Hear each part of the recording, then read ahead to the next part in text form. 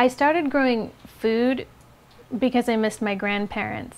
By example, they instilled values of connecting to the earth, growing my own food, taking pride in my skills, and living a courageous life. By growing food and sharing it with my family, I felt closer to my ancestors. Down, down to the earth, my roots go down, down to the earth, my roots go down, down to the earth, my roots go down.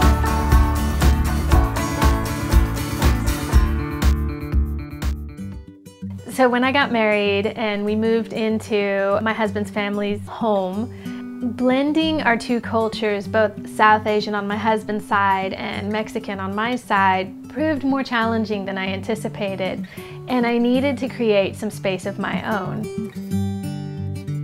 I think the urban farm started when we first got married. She was moving in with my dad and I. Male-dominated culture in the house.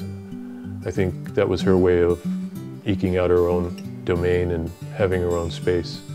I didn't realize when I first went outside that I really needed to feel like my family was closer to me. So I started recalling the lessons of my grandparents. They lived a simple life. They built their own homes, they grew their own food, they raised their own animals. They really were people who took pride in crafting their own lives. She first started, she had a small plot in the backyard where she was growing herbs and tomatoes. And I think then one day she just said she wanted some chickens, and the next thing I knew we had a few chickens. That was all new to me. You know, I'm from the suburbs of Dallas where everybody has nice manicured lawns.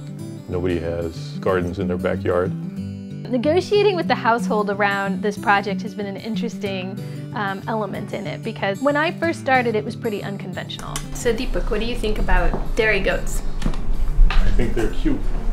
Cute? Cute. What do you think about dairy goats in our backyard?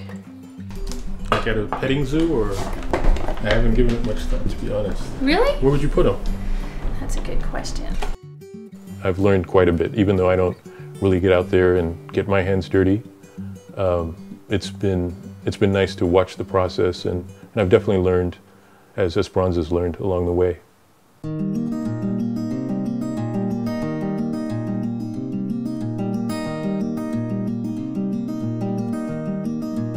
I began this project as a way to create space for myself and to connect with my own culture, but food touches us all.